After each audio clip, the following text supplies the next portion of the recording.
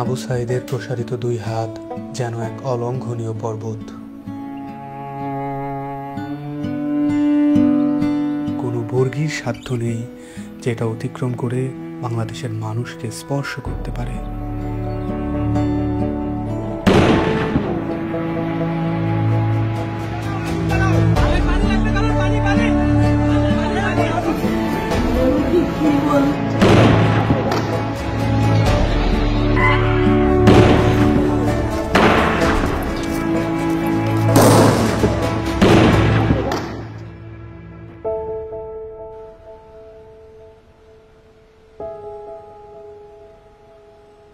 জুলাইয়ের পর থেকে এই বাবা প্রতিদিনই রাস্তার আশেপাশে হাঁটাহাঁটি করেন।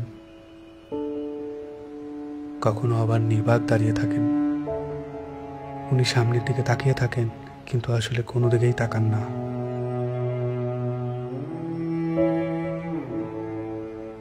যেসব রাস্তা দিয়ে ওনার ছেলে হাঁটতো, ওইসব রাস্তায় উনি দাঁড়ালে উনি ওনার ছেলে রোম পান।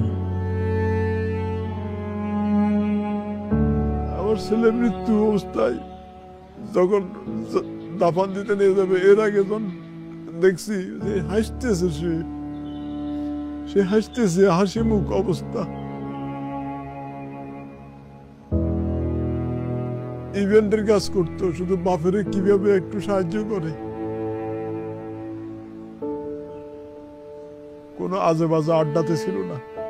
ওই সারাদিন শুধু কলেজ থেকে আসা ও একটুখানি বিকেল বেলা একটু বন্ধু বান্ধব নিয়ে ক্রিকেট খেলতো, ক্রিকেটের পাগল।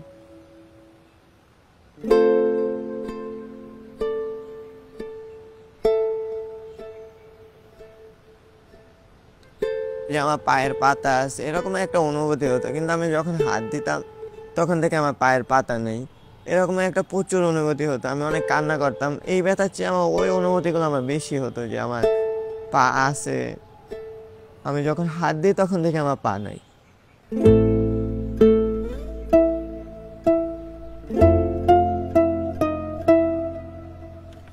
এই হসপিটালে আমি অল্প কিছুদিন হলো আসলাম। পা দিয়ে নতুনভাবে হাঁটা শিখতে আসছি। মানে ছোটকালে যেভাবে হাঁটা শিখেছে মা, ওই রকমের এখানেও হাঁটা শিখাচ্ছে আর কি।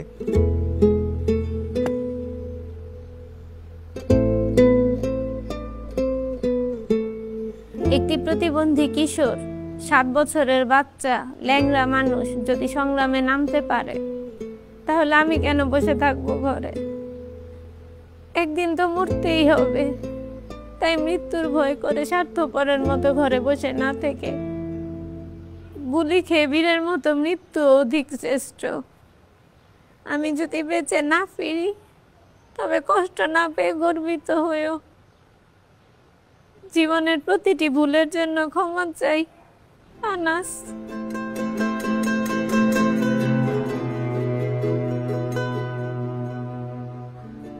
আমার সন্তানের বুকে গুলি লাগছে, আর তৃতীয়টা হয়েছে আমার কলিজায়। আল্লাহ পাক যতদিন আমাকে হায়াত দিছে, আমি এই হাহাকার নিয়ে বেঁচে থাকবো।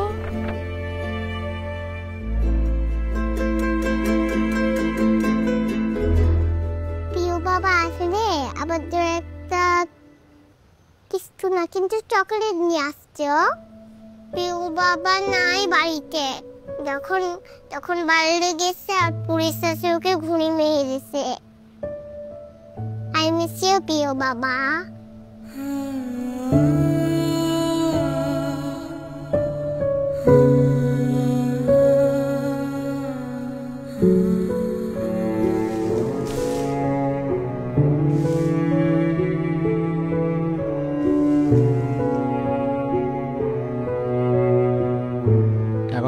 চেম্বারের মধ্যে বক্তব্য দিছিল যে আমরা কোনো সরকার বিরোধী আন্দোলন নয়, আমরা নিজের অধিকার আদায়ের জন্য বলে বলা করার পরে অমিল বড়ুয়া ওই ছাত্রলীগের লিডার আসছিল, তাই এসে গলা চিপি ধরছিল, গালমুখের থাপড় মারছে। এখন ওই জন্যই ওর জেদ ধরে শহীদ হলো কি কি এখন ওটার ব্যাখ্যাটা আর আমি জানি না।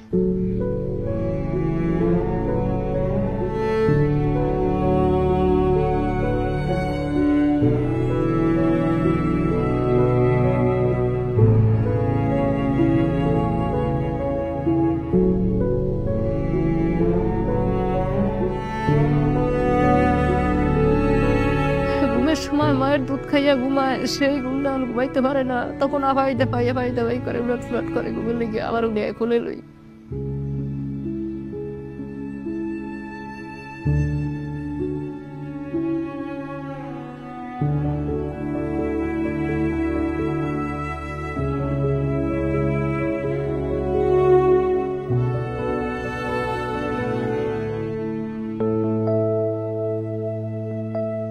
এখানে এসে যখন দেখি যে এখানে সবসময় ভাইয়া পড়াশোনা করতো, এই বিছানাতে থাকতো, এখন যখন দেখি ও নাই তখন একটা শূন্যতা কাজ করে মনের মধ্যে।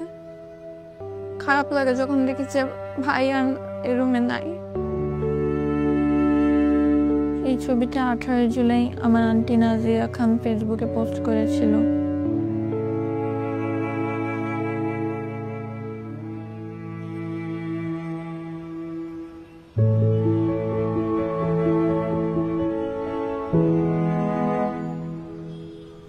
আজ কতদিন আমার ছেলে আমার মা কয়, আমার মাও কয় না, আমার বুক হয় না, কয় না আমার বাপ বেড়ে দে। আমার সন্তানটা যারা যেভাবে মারছে আল্লাহ তাদের বিচার করুক। আমি সরকারের কাছেও বিচার চাই, জনগণের কাছেও বিচার চাই। আমার সন্তানটা মারছে, হাজার হাজার মায়ের বুক খালি করছে, যে খালি করছে তারও বিচার করুক আল্লাহ।